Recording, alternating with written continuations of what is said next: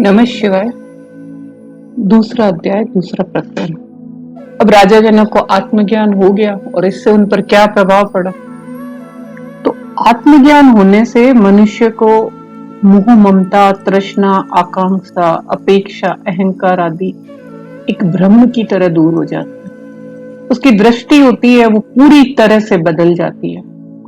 शरीर, मन और प्रकृति से संबंध छूट जाता है। भोगों से आसक्ति, वासना विलीन हो जाती है।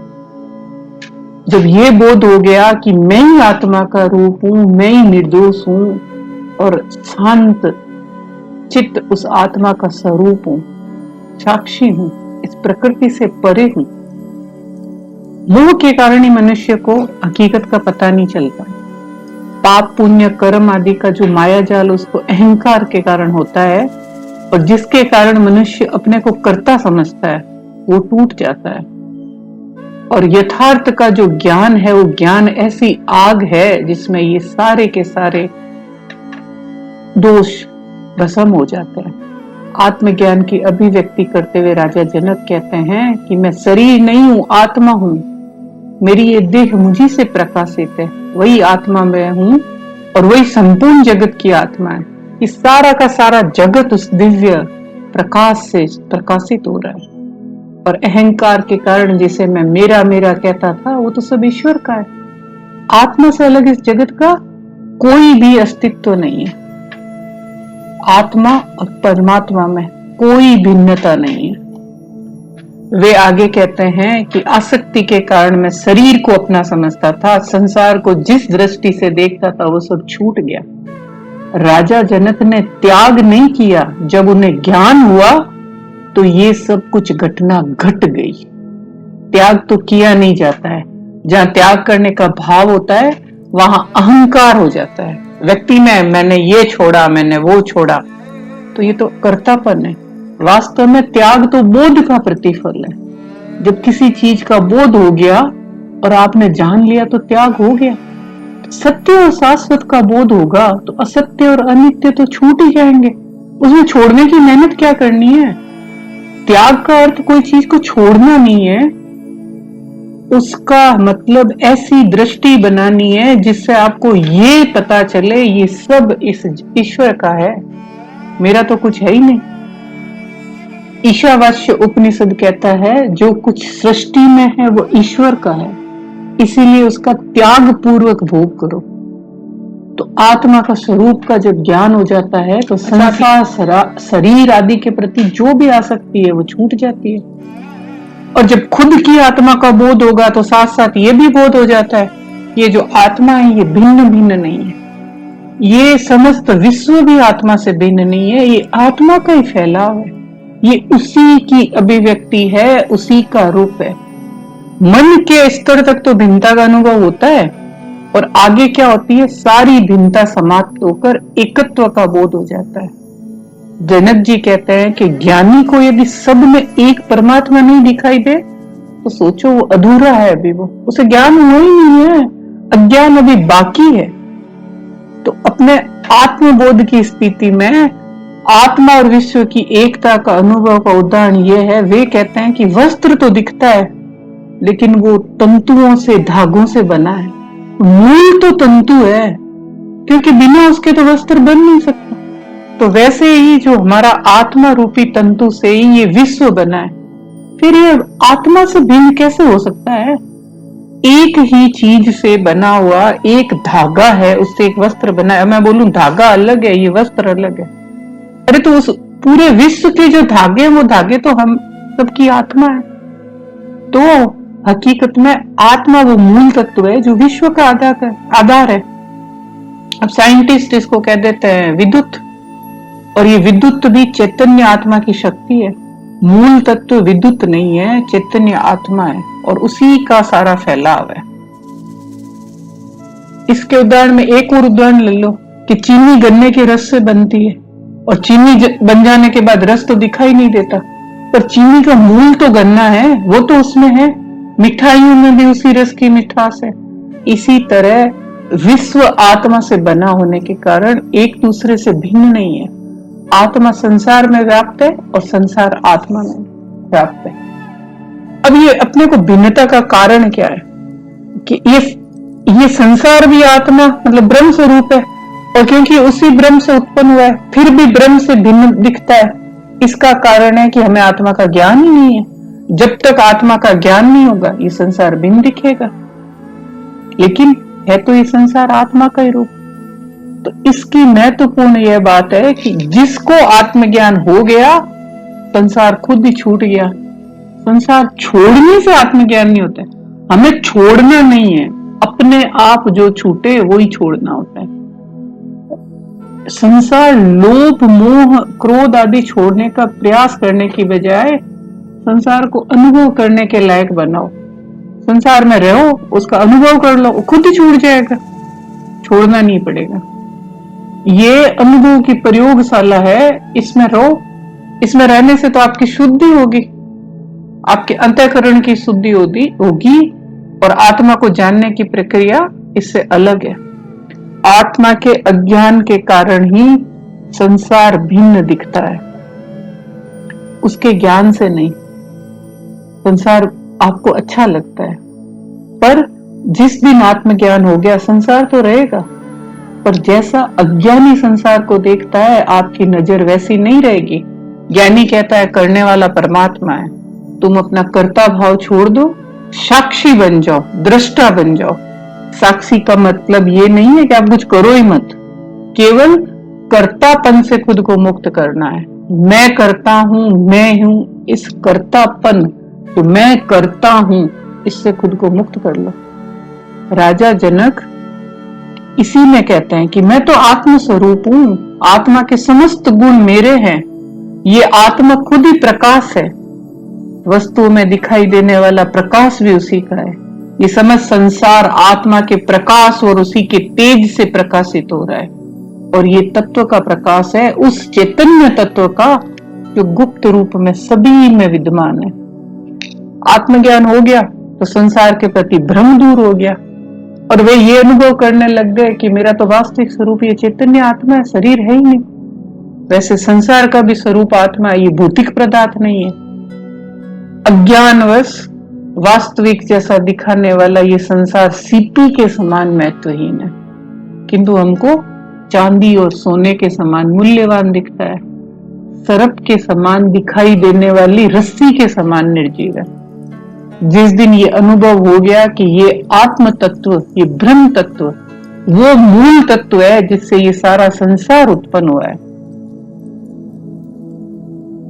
संकल्प से चेतना में तरंग उठी, वही चेतना सृष्टि में विकसित हो गई और चली जा रही है, किंतु प्रलय की स्थिति में ये पुनः उस ऊर्जा में परिवर्तित होकर अरूप निराकार अव्यक्त में लीन हो जाएगी। अगर आप ही आत्मा हो तो आप होने से नित्य हो। ब्रह्मलोक से लेके समस्त जग पर सब चीजों का नाश हो जाएगा, फिर भी आपका नाश नहीं, फिर भी मेरा नाश नहीं। ये ब्रह्म की सत्ता है, इसे किसी ने बनाया नहीं, ये इसी से सब बने। पूरा जगत बनेगा तो भी उसकी पूर्णता में कमी नहीं होगी। जिसका निर्माण हुआ है उसका ध्वंस तो अवश्य होगा, ये सृष्टि का नियम है। जिस दिन आत्म तत्व और उस ब्रह्म की पूर्ण अनुभूति से ज्ञान हो गया, स्वयं को नमस्कार करते हुए वो कहते हैं कि मैं तो देहधारी हूं, फिर भी अद्वैत का बोध हो गया। सामान्य तथा अज्ञानवश देहधारी स्वयं को भगवान मानते हैं और आत्मा को भी सभी देहों से भिन्न मानते हैं। ये मैं हूं, ये वो है, ये फला है, ये घिकड़ा है, ये पूंछड़ा है। अज्ञानी ही सुख दुख राग विराग ममता आसक्ति जन्म मृत्यु आदि को लेकर आत्मा को भिन्न भिन्न मानते हैं, और ये सब गुण शरीर और मन के हैं, पर अज्ञानवश आत्मा पर आरोपित कर दिए। आत्मा तो अद्वित्व है, एक ही है जो सब में समान रूप से है और सभी गुण धर्म से पर है। राजा जनक अद्वैत आत्मा की बात स्पष्ट करते हुए कहते हैं, ये न तो कहीं जाता है न आता है, ये तो संसार में व्याप्त होकर स्थित है, सब में समान रूप से व्याप्त है। इसकी सबसे बड़ी खासियत है कि असंग होते हुए भी, बिना किसी शरीर को स्पर्श किए, इस विश्व को धारण किया हुआ है, अनंत शरीर इसी तत्व द्वारा धारण किया है। तो ये आत्मा व्यक्तिगत नहीं है, ये किसी का पर्सनल नहीं है, ये विश्वात्मा है, ये आत्मा का विशिष्ट गुण है। आत्म रूप है, इसमें मेरा कुछ भी नहीं है। आत्मा असंग है, कर्ता और भोक्ता से मुक्त है, और ये केवल दृष्टा है, साक्षी है, और उसी की उपस्थिति में सब हो रहा है। और सारे संसारिक भोग मन और इंद्रियों के विषय है, आत्मा के है नहीं। आत्मा के तो भोग, आत्मा भोग ही नहीं करता है, वो तो शांत चित्त एक निर्दोष आत्मा है। आत्मा इस भोग में शरीर में रहते हुए निर्लिप्त है। अब ज्ञान, ज्ञेय और ज्ञाता का क्या मतलब है, ये पहले समझो, तभी आपको इसकी समझ में आएगी।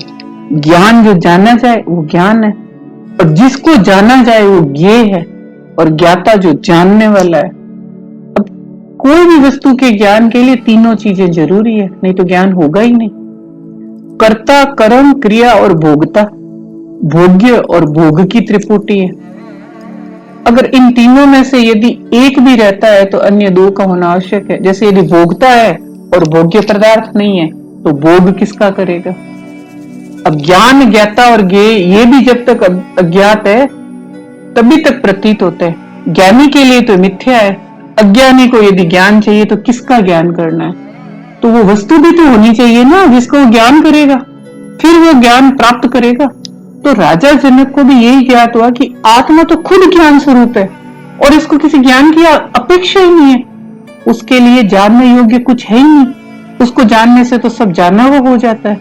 मैं स्वयं आत्मा हूं, ज्ञान स्वरूप हूं, अतः आत्मा के लिए तीनों यथार्थ नहीं है। आत्मा चूंकि खुद ज्ञान है, ये दुनिया के सभी ज्ञानों का ज्ञान है, तो वो किसका ज्ञान करे, तो आत्मा का ज्ञान ही परम ज्ञान है। जो आत्मा को जान लिए वह अज्ञान से मुक्त हो गए। नमः शिवाय। आगे बढ़ते हैं। द्वैत और अद्वैत की मान्यता। जब राजा जनक को आत्मज्ञान हुआ तो उन्हें अद्वैत की अनुभूति हो गई। इस संदर्भ में संसार में दुखों का कारण बताते हुए कहते हैं कि द्वैत ही इसका मुख्य कारण है। हम पहले द्वैत और अद्वैत का मतलब समझे। द्वैत है अपने आप को इस परमात्मा से अलग मानना, और अद्वैत हम ही परमात्मा के अंग है, हम ही परमात्मा है, उसको अद्वैत कहते हैं। तो द्वैत के कारण अहंकार आ गया है, जिसके वशीभूत होने के कारण हर प्राणी से और यहां तक कि परमात्मा से भी अपने आप को अलग समझता है मनुष्य। और इस भिन्नता होने के कारण उसमें लोभ है, लालच है, ईर्ष्या है, द्वेष है। जब वो दूसरों से खुद को अलग समझेगा तो द्वेष भी करेगा, घृणा भी करेगा, उनसे झगड़ेगा तो संघर्ष भी होगा, नहीं जीत पाया तो हिंसा करेगा, फिर मैं ले लूं, मैं कर लूं, संग्रह की प्रवृत्ति, अपना पराया, सुरक्षा, खुद की सुरक्षा, ऐसे अनेक विकार उत्पन्न हो जाते हैं। और इन सब के मूल में अहंकार है।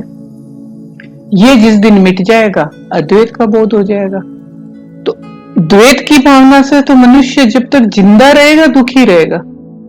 तो अद्वैत का प्रभाव बताते हुए कहते हैं कि अहंकार जो क्षुद्र है, छोटा है, उसके मिटने मात्र से मनुष्य का उस परम से संबंध हो जाएगा।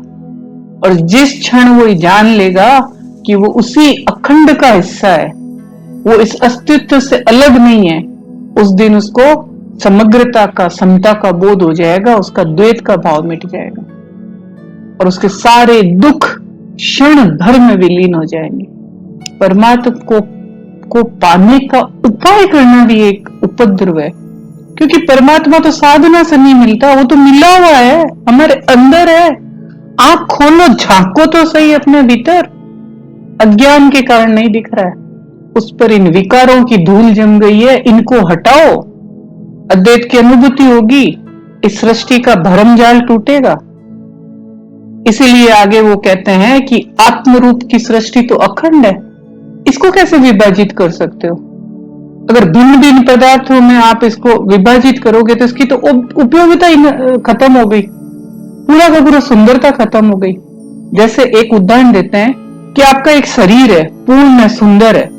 अब मैं बोलूं कि नहीं, इसको भिन्न भिन्न मानना है, ये हाथ है, ये टांग है, इनको सबको टुकड़े टुकड़े कर दो, शरीर की कैसी क्या दशा होगी?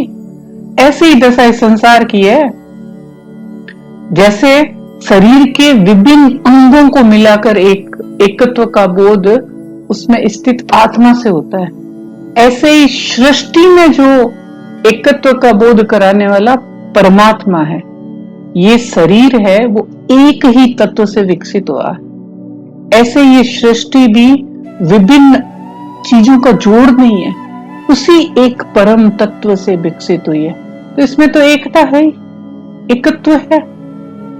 राजा जनक कहते हैं कि मैं इस तरह नित्य ये विचार करके अब मैं निर्विकल्प में स्थित हूं, मैं एक हूं और ये सृष्टि मुझसे अलग नहीं है। जिस दिन ये एकत्व का बोध हो गया कि संसार और परमात्मा अलग अलग नहीं है, परमात्मा और आत्मा तो एक ही है, जो ये फैल गया है ये संसार उसी का फैलाव है। जब बंधन होता है तभी तो मुक्त होने का प्रयास किया जाता है। तो अज्ञान की स्थिति में मनुष्य संसार को आत्मा से अलग समझता है, तो संसार से मुक्त होना चाहता है। और उसको जिस दिन बोध हो गया कि वो ही आत्मा है, संसार है ही नहीं, तब बंधन मुक्त होने का क्यों प्रयास करेगा? अज्ञान के कारण सारा संसार दिखाई देता था। उसी प्रकार बंधन भी अज्ञान के कारण प्रतीत होता है। तो अज्ञान के कारण ही बोलते हैं ये शरीर मेरा है, ये हाथ मेरा है, मैं ब्राह्मण हूं, मैं हिंदू हूं, मैं मुस्लिम हूं, मैं सिख हूं, मैं जवान हूं, मैं बुढ़ा हूं, मैं बच्चा हूं, मैं भोगता हूं। ये सब कामना अज्ञान के कारण है। ये मेरा संसार था, यही बंध था, सारा का सारा भ्रम मिट गया है। अब संसार मुझ में है, मैं संसार में नहीं हूं, तो कोई बंधन भी नहीं है, तो मोक्ष की कामना का कोई अर्थ ही नहीं है, क्योंकि ये सारा विश्व कुछ है ही नहीं, ये शुद्ध चैतन्य मात्र आत्मा है और आत्मा निराकार है और विश्व क्या है? उसकी साकार अभिव्यक्ति है। तो ये आत्मा से भिन्न नहीं है। इसी तरह वो कहते हैं मुझे एक नई दृष्टि मिल गई है। संसार तो वही है, देखने का ढंग बदल गया है। जो संसार पहले कभी अच्छा लगता था, कभी मैं दुखी होता था, अब न तो वहां पे मुझे प्रीति है, न वहां पे मुझे दुख है। सुख दुख प्रेम घृणा अपना पराया सब इस मन की अवस्था है मात्र। पहले शरीर स्वर्ग नरक बंधन मोक्ष इनको कल्पना मात्र कहते थे, अब उनको ये पूरा का पूरा जन समूह भी वन के समान दिखता है। इसमें उनको कहीं भी द्वैत नहीं दिखाई देता, सब उन्हें एक अद्वैत दिखाई देता है। उनके सारे संकीर्णता के सारे दायरे टूट गए, जाति धर्म भाषा संप्रदाय राष्ट्रता सब करके सब एक, ये है ज्ञान का महत्व। इस सूत्र में राजा जनक ने 3 बात पर विशेष रूप से प्रभाव डाला है। जीने की इच्छा बंद क्यों, आत्महत्या क्यों और जीवन मुक्त। तो आइए इसको समझते हैं। पंचभूत 10 इंद्रियां तथा मन इन 16 तत्वों के रूप में विकसित और सप्त रज और तम इन तीनों गुणों से ये लिंग शरीर है। और ये जब चेतना आत्मा के साथ होकर जीव कहलाता है तो जन्म मृत्यु को प्राप्त होने वाला और अहंकार लोभ मोह आदि अवगुणों वाला है। इसीलिए राजा ने कह दिया मैं तो चेतन मात्र हूं, मैं तो जीव हूं ही नहीं। मनुष्य के जीवन में इच्छाएं बंद है, जीने की इच्छा भी बंद है। जीने की इच्छा भोग की इच्छा के कारण पैदा होती है। यदि भोगों की इच्छा ही नहीं है, कोई वासना ही नहीं है, तो संपूर्ण सृष्टि तो आत्मवत प्रतीत होगी ना। व्यक्तिगत जितनी मान्यता है सब समाप्त हुई, फिर भी जीने की इच्छा है, तो इसका मतलब है कि वासना शेष है। अभी मोह ममता राग द्वेष छूटा नहीं है और ये विकार ही जन्म मृत्यु के कारण है। इसीलिए जीने की इच्छा को भी राजा बंधन कहते हैं। फिर आत्महत्या क्यों? जीने की इच्छा सबसे बड़ी वासना है, पर इसका अर्थ ये नहीं है कि आप आत्महत्या करके जीवन को समाप्त कर दो। जीवन को अगर आपने ऐसे समाप्त भी कर लिया ना, तो जीने की वो वासना नष्ट नहीं होगी। उस व्यक्ति को अपनी अतृप्त वासना के लिए फिर शरीर धारण करना पड़ेगा और ये चक्र तो चलता ही रहेगा। तो ये मानव का जो शरीर है वो एक समय के लिए मिलता है। किस में कितनी सांस है किसको पता है। वो इस जन्म में भोगने वाले कर्मों के फलों को तो भोग लेता है, और फिर शरीर को अगर नष्ट कर लेगा तो जो कर्म नहीं भोगे उसको अगले जन्म में भोगने पड़ते हैं। इसीलिए सभी धर्म में आत्महत्या पाप है। और आत्महत्या को पाप करने का दूसरा कारण ये भी है कि प्रकृति ने शरीर को एक समय के लिए दिया है, तो उसको अगर आप विकृत करते हो या नष्ट करते हो, ये तो सृष्टि के नियमों का आप तोड़ रहे हो ना, पाप कर रहे हो। तीसरी धारणा यह है कि आत्महत्या ये भी वासना है। जिसकी वासनाएं सबसे ज्यादा होती है, जिनको पूरा नहीं कर पाते हैं, वे आत्महत्या का सहारा ले लेते हैं। तो आत्महत्या वासना मुक्ति का उपाय नहीं हो सकती है। समाधान क्या है? तो कहते हैं कि जो जैसा जीवन मिला है उसको स्वीकार करो ना, स्वाभाविक रूप से ही तो जियो, यही तो सबसे उत्तम काम है। न तो इसका तिरस्कार करो, हाय हाय हाय मेरी जिंदगी क्या है, न इससे मोह करो कि भाई मेरे से तो लक्की कोई है ही नहीं, मेरी जिंदगी तो बहुत अच्छी है। ये जीवन कोई पाप के कारण नहीं मिला है, ये ईश्वर का वरदान है। इसको ईश्वर की इच्छा समझकर स्वीकार कर लो। ना भोग की करो इच्छा, न त्याग की करो, न जीने की करो, न मृत्यु की करो। इसे ईश्वर ने दिया है, अच्छा है, वो वापस ले ले तो भी अच्छा है। उसी की सत्ता चलने दो, उसी की इच्छा से सब होने दो। इसीलिए बिना पाप कर्म किए हमको जीना है, जी लो। जहां जीने की इच्छा प्रबल हुई तो ये वासना बन जाएगी, और अच्छा पूर्ण नहीं हुई तो फिर जन्म लेना पड़ेगा। तो मनुष्य की जीने की इच्छा ही बंधन है, नहीं तो वो मुक्ति है। फिर तो उसके जितना कोई मुक्त है ही नहीं ना। अब ये जीवन मुक्त कौन है? जब सारी की सारी इच्छा छूट गई और शरीर तो है, किंतु वो निराकांक्षी, किसी भी वस्तु की आकांक्षा नहीं है, निराकांक्षी होकर रहेगा, तो स्वाभाविक जीवन तो चलता रहेगा, और कर्म और संसार के प्रति भी उसका कोई आग्रह नहीं होगा। और इस जीवन शैली को जीवन मुक्त कहते हैं। जीवन मुक्त व्यक्ति में भोगों की इच्छा नहीं होती है, कोई वासना नहीं होती है, अपने पराये में राग द्वेष नहीं होता है। उसको पूरी की पूरी सृष्टि एक आत्मा दिखती है। उसका जो खुद के प्रति होता है ना, तेरा मेरा, वो सब समाप्त होता है। ऐसा जीवन जीना ही तो उच्च कोटि की कला है। तभी तो व्यक्ति अखंड सुखी रहता है। अज्ञानी इस कला को नहीं जानते हैं, दुखी रहते हैं। तो दुख तो न तो कोई भाग्य का फल है, न ईश्वर ने आपको श्राप दिया है।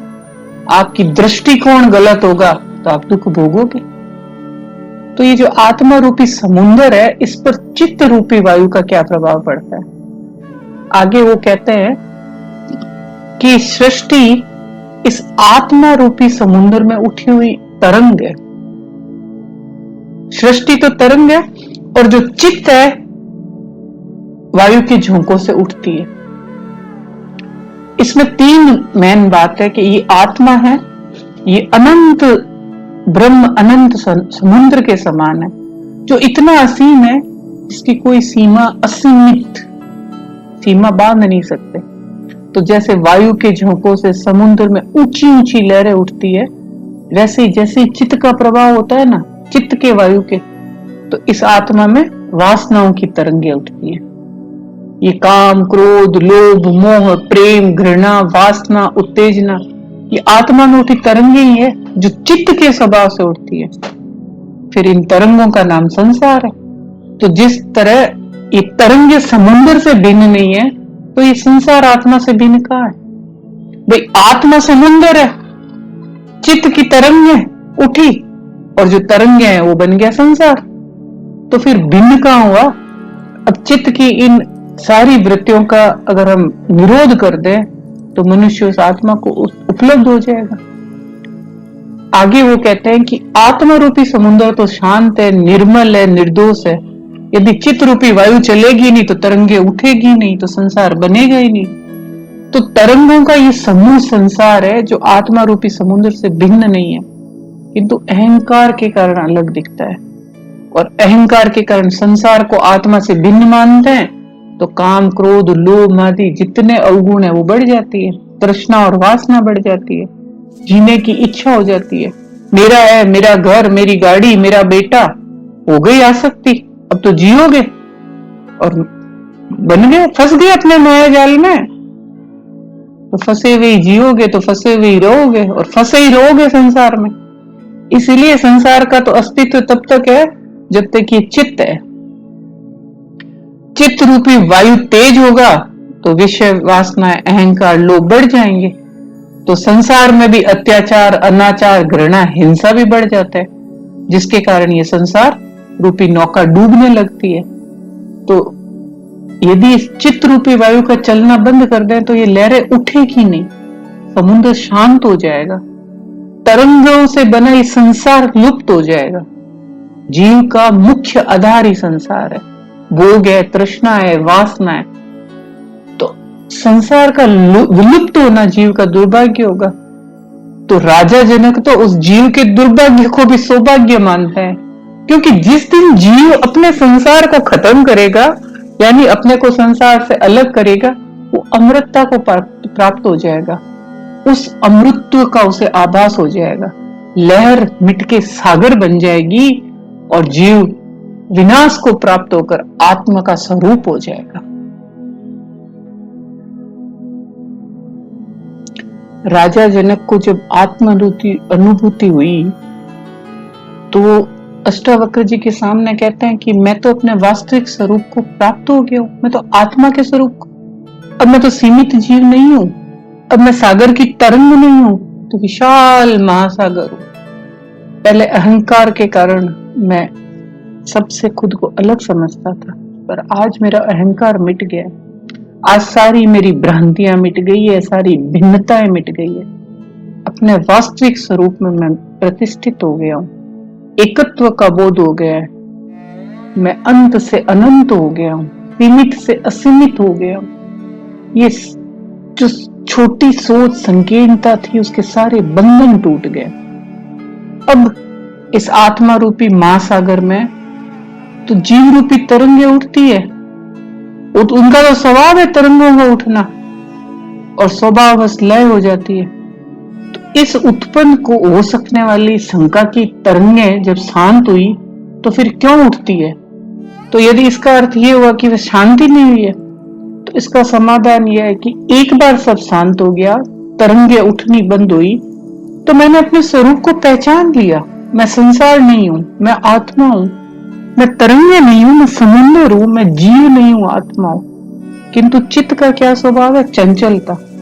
अब इसमें तरंगे उठेगी, वासना की तरंग फिर भी उठेगी, परंतु मैंने अब इसे अपने को भिन्न देख लिया, अब इनसे मैं प्रभावित नहीं होता हूं, मैं अब इन सब का दृष्टा बन गया हूं, साक्षी बन गया हूं। पहले ये मेरे पे शासन करती थी, अब मैं इन पे शासन करता हूं।